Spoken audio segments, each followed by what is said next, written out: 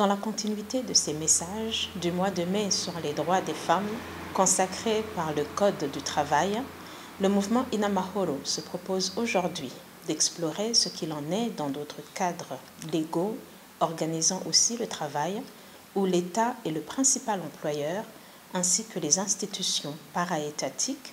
pour voir dans quelle mesure le droit au travail des femmes est reconnu et effectivement exercé dans un contexte qui leur reconnaît les mêmes opportunités qu'aux hommes.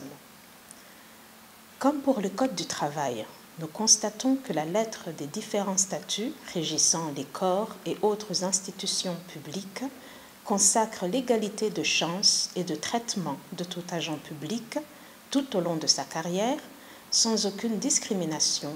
distinction, exclusion ou préférence fondée sur la religion, le genre, l'opinion politique,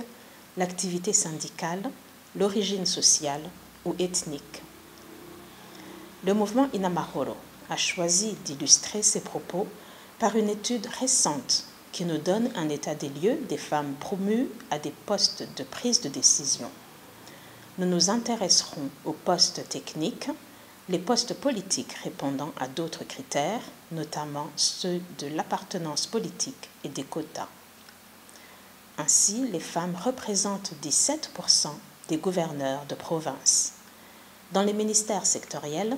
elles sont 43% au ministère de la Solidarité nationale, des Affaires sociales, des droits de la personne humaine et du genre,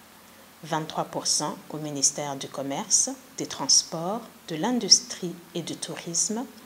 8% au ministère des Finances, du Budget et de la Planification économique,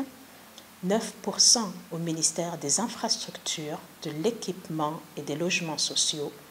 40% au ministère de la Communication, des Technologies de l'Information et d'éthique,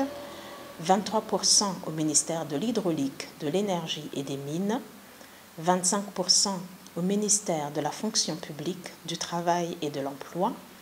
25% au ministère de l'Environnement, de l'Agriculture et de l'Élevage,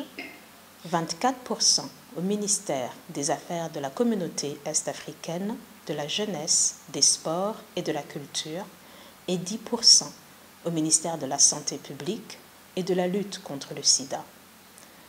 Au ministère de la Justice, les femmes représentent 40% au Conseil supérieur de la magistrature, 35,7% à la Cour suprême, 9,1% au Parquet général de la République et 42% à la Cour constitutionnelle. Elles représentent 7,1% d'officiers, 12,1% de brigadiers et 5,2% d'agents policiers en 2018 au sein de la police nationale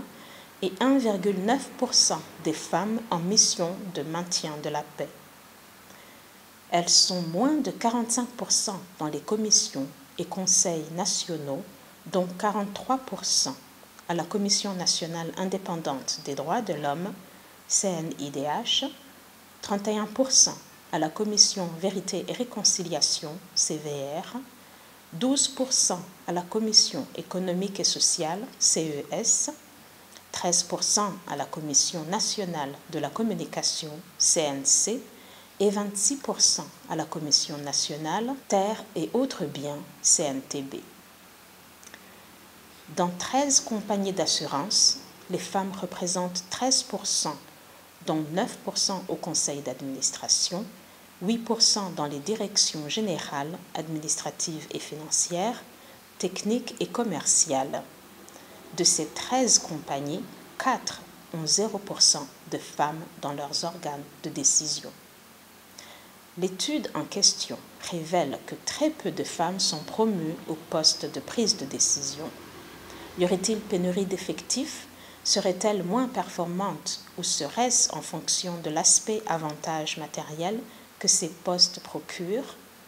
Ce tableau est un indicatif et une preuve, s'il en fallait encore, que l'égalité de chances et de traitement entre hommes et femmes tout au long de leur carrière reste un objectif à atteindre. Le mouvement Inamahoro estime que toute promotion devrait être d'abord et avant tout une reconnaissance de la compétence professionnelle, les avantages matériels et autres opportunités venant en rétribution du mérite personnel de l'employé promu. Nous restons convaincus que dans toutes les institutions publiques et parapubliques, il y a suffisamment de femmes aussi compétentes que les hommes et que leur sous-représentation au poste de direction relève plutôt d'autres critères que les différents statuts régissant leur secteur d'activité réprouvent. Nous exhortons cependant ces femmes à toujours faire la différence parce qu'un jour, leur incontournable performance forcera leurs employeurs à reconnaître leur mérite et le mettre au service de leurs entreprises pour le plus grand intérêt de l'employé, de l'employeur et finalement du pays qui a le droit d'être servi par le meilleur de ses filles et ses fils.